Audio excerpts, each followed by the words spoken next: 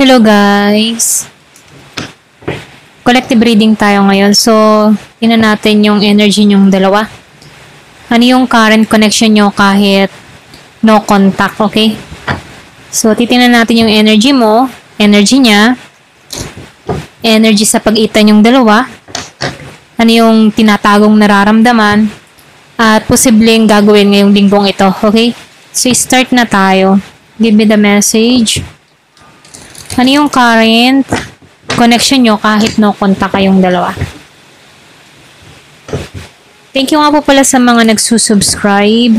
Sa mga bumabalik, maraming pong salamat. Give me the message. Ano yung current connection nyo kahit wala kayong contact?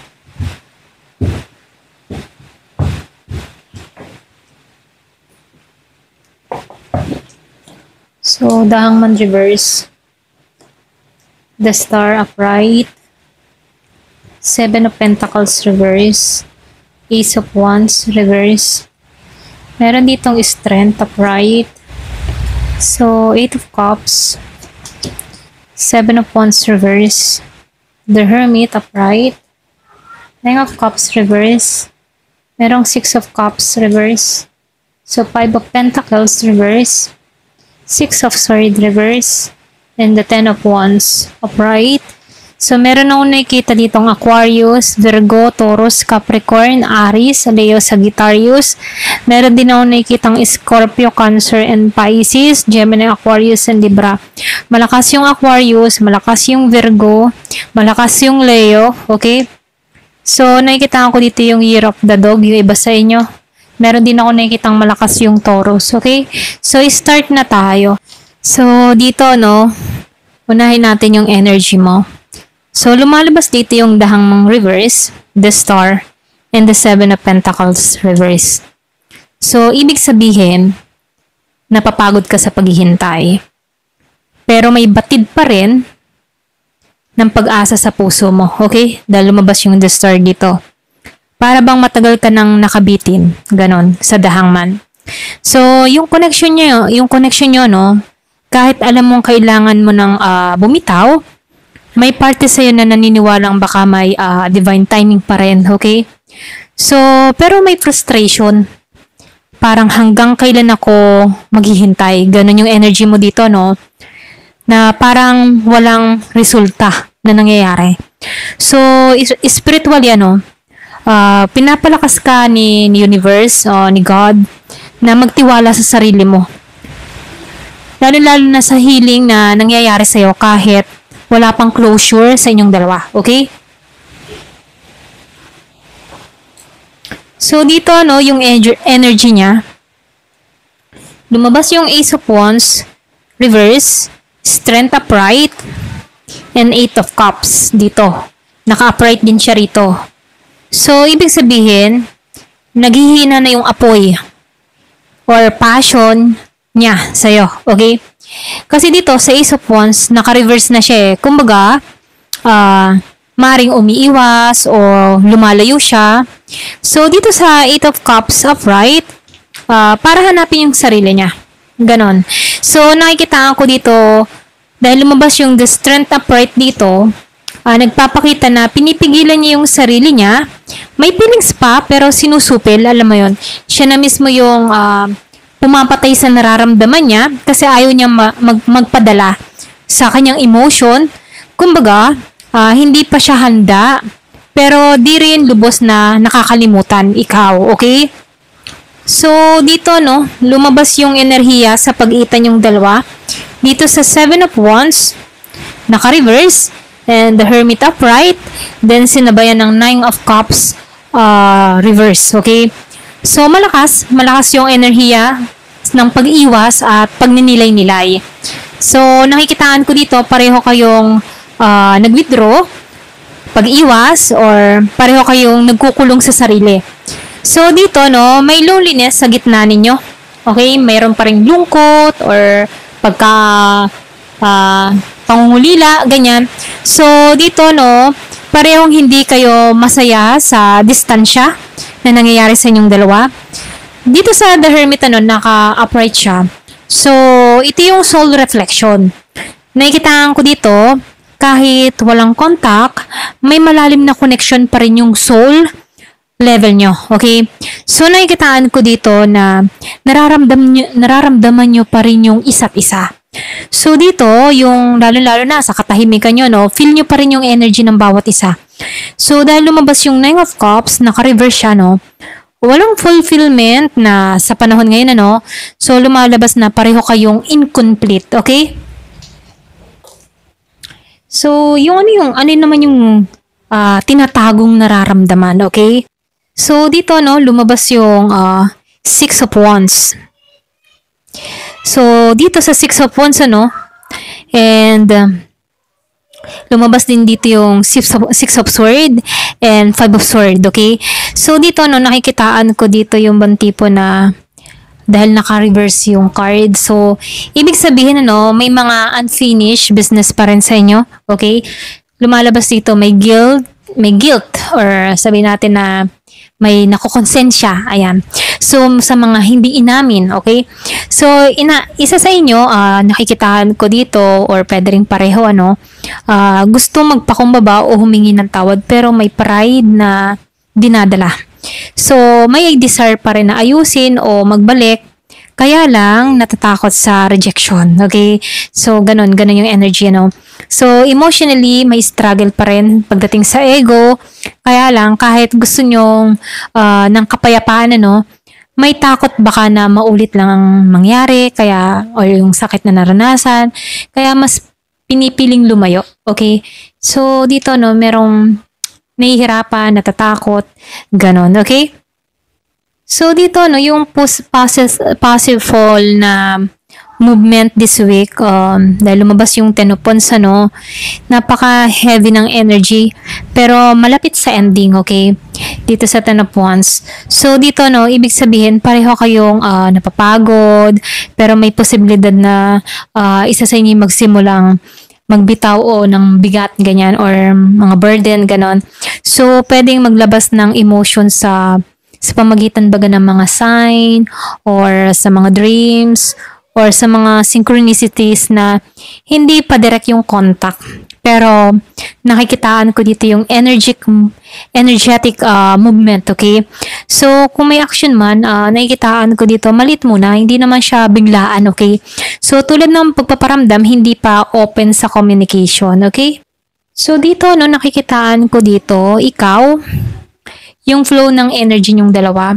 Ikaw, naghihilom, hopeful pero pagod na, ganyan. Umaasa pero napapagod ka na.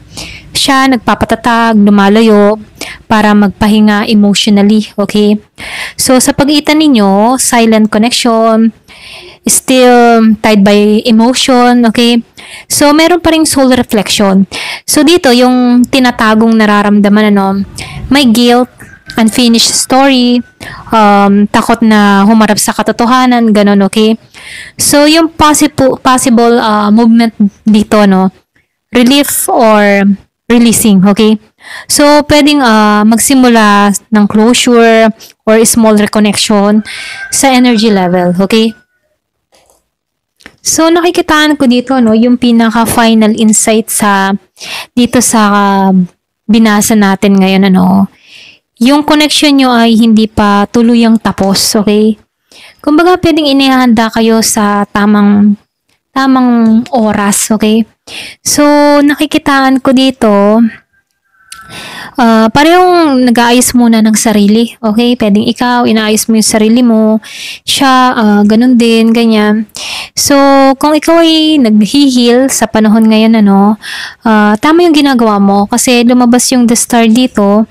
So, dito, lumalabas dito na binabalik mo lang yung sarili mo, at kung magbabalikan kayo, nakikitaan ko dito na sa tamang oras at panahon. So, pero kung hindi na, no, pwedeng tanggapin nyo na lang yung closure na para maging mapayapa na lang yung bawat isa, okay? Kasi dito sa Ten of Wands, ano,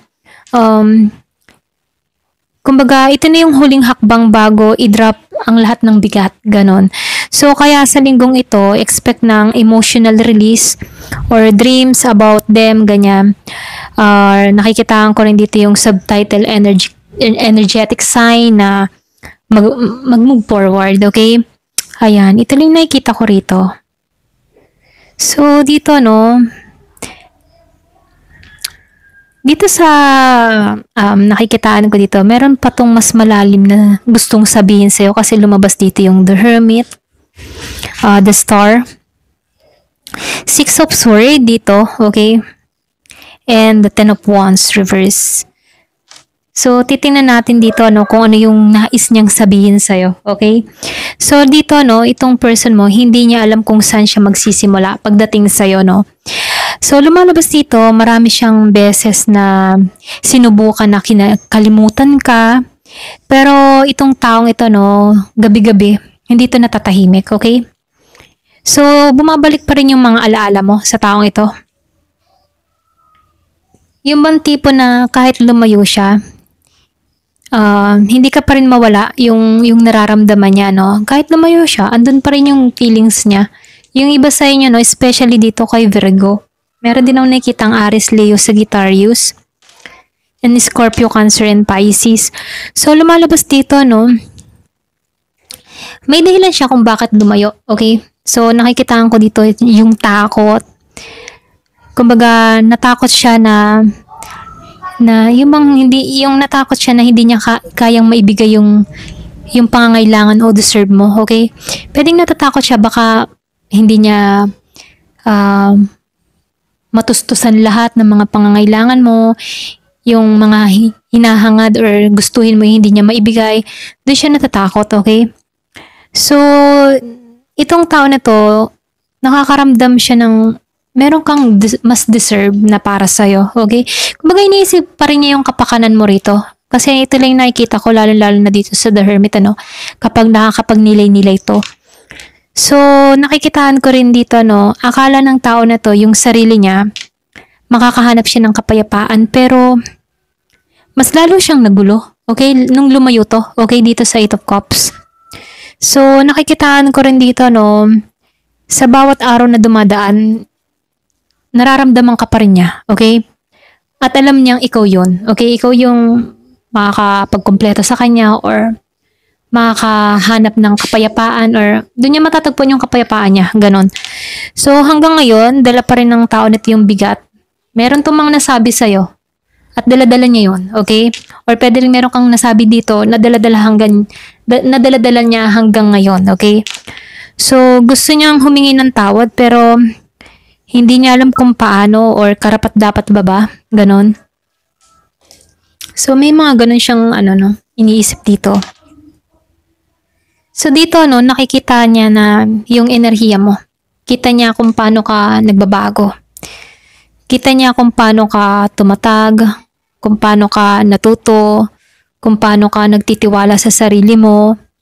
At kahit masakit na isipin para sa kanya, masaya siyang nakikitang umaangat ka, okay?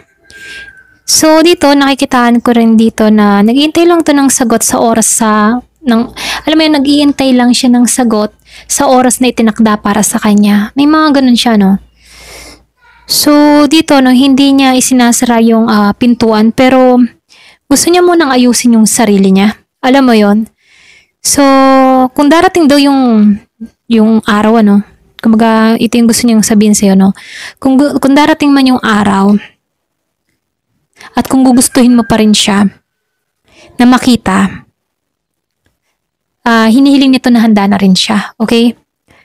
Bilang isang taong handang lumaban, lalo-lalo na sa mga pagsubok na magkasama kayong dalawa.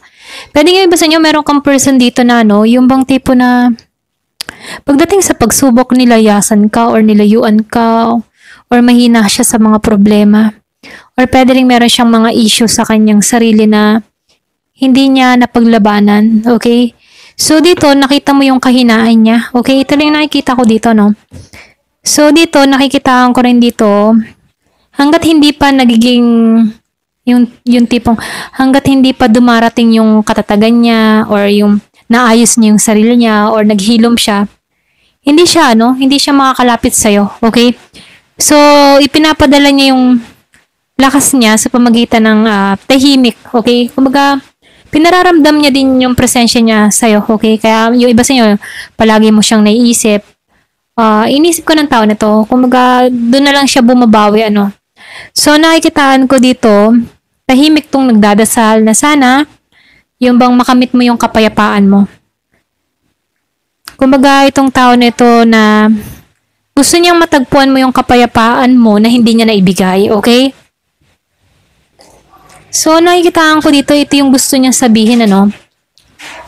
Puno ng guilt or longing, meron pa rin andun pa rin yung desire pagdating sa'yo, no?